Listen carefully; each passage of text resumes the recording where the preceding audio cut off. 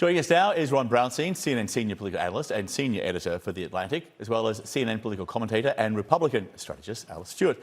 Thank you guys for being with us. Hey, John. Great to be here, John.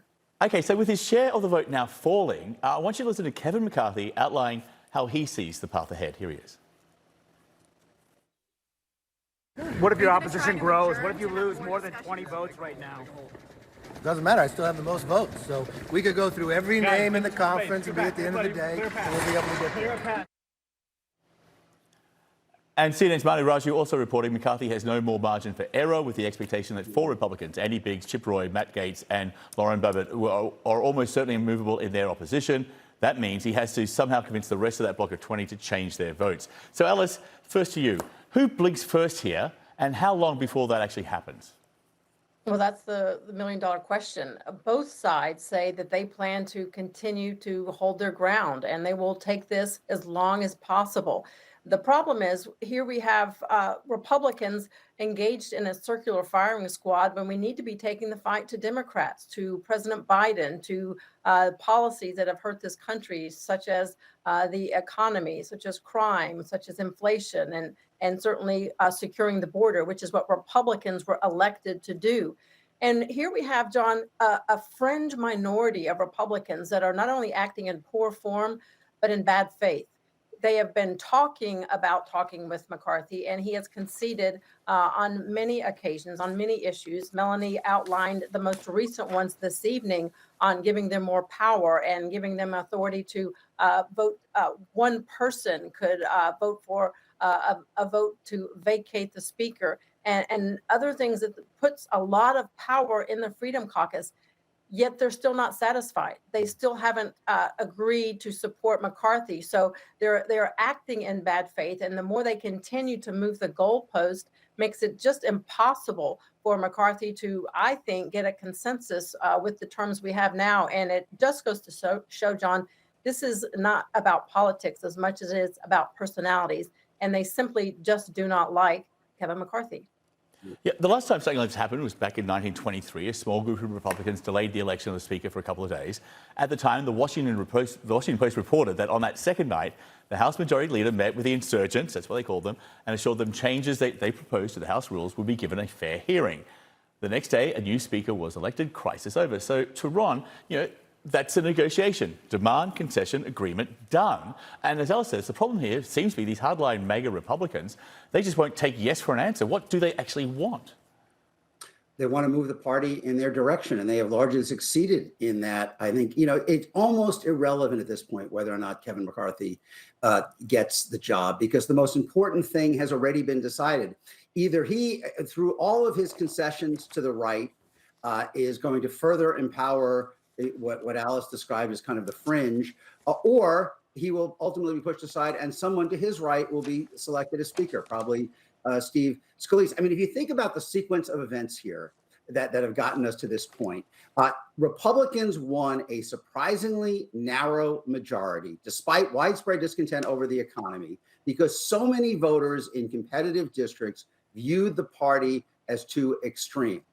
And after that, in these last few days, the most extreme elements of the caucus have used that narrow majority as leverage to make a whole series of demands that would push the party precisely further toward the policies and agenda that those voters rejected in November. And I think whether McCarthy gets there or not, that is the direction that has been set by the terms of this fight. And perhaps Batman's butler, Alfred, put it best. Yes. Yes, he did.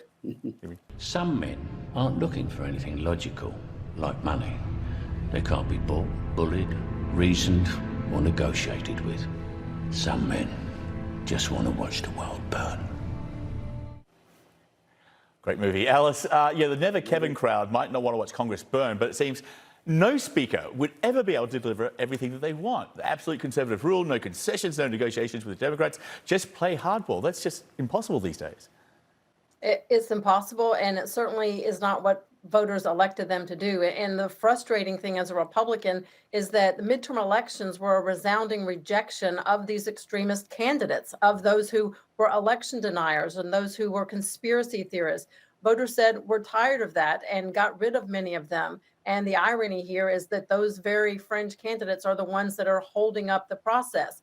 And it's discouraging. Speaking with many rational Republicans who have been fighting it out for the last 2 days on the floor, they're extremely frustrated because they cannot get things done. They can't sit committees. They can't legislate, which is what they were elected to do. And also many social conservative organizations that have supported Kevin McCarthy, they want to see things done. They are fine with the idea of a consensus candidate, someone who is more amenable to the entire Republican Party, someone like Steve Scalise, as Ron mentioned, someone who can work across the aisle, someone who can get things done, someone who, as was put to me, was he's not the kind of person that kicks a barking dog. He can have a disagreement with you. You can agree to disagree, but he will still, at the end of the day, work with you. The problem with these vocal critics is that they continue to kick the barking dog and no one is getting anywhere. And not even the former President Donald Trump, could sway this group, even with a plea for unity. Listen to this. Even having my favorite president call us and tell us we need to knock this off, I think it actually needs to be reversed. The president needs to tell Kevin McCarthy that, sir, you do not have the votes and it's time to withdraw. With that, I yield. Thank you. Even one of McCarthy's opponents, Matt Gaetz, had this reaction telling Fox News, sad. This changes neither my view of McCarthy nor Trump nor my vote. The Conservative Action Project, which is meant to have strong ties to Trump, came out in support of the Never Kevin crowd, called for new leadership. So, Ron, it seems Trump finds himself in a very unusual position here. Yeah. He's irrelevant in the midst of a major controversy. Yeah, Trumpism has a life in the party now that is independent of Trump. I mean, you see these forces that are resisting McCarthy want a Trumpist-style politics of maximum cultural war, maximum confrontation with Democrats, and they don't accept Trump as the sole arbiter of, kind of what the direction is on that. Trump has always been transactional. I mean, he, chose Mehmet Oz, as his favorite in Pennsylvania because he related to him as a celebrity. And it's a sign, I think, that this movement is really beyond his control, but also that even marginalizing him doesn't end it, in the GOP. It has an independent life. And again, the key point here is I think every resolution to this at this point increases the power of those in the party who are demanding precisely the politics that voters in swing districts and swing states, as Alice noted, rejected so clearly in November. And that is the reality, at a time when so many leaders in the Republican Party are saying, strategists and donors, we have to move past Trump. You're seeing someone like Jim Jordan, who the January 6th committee singled out for his participation in Trump's effort to overturn the election, being raised at one point by the right as their favorite candidate for speaker, and by McCarthy as a character witness. That's the reality that they're in. And it's now happening in the fishbowl of within the Republican Party, but at some point they have to face the voters. And the question is whether this is putting them on a path to have a productive record to take to them in 2 years. Very quickly, Alice, is the only person right now who can fix this or can end this, is that Kevin McCarthy? And would that be by stepping aside?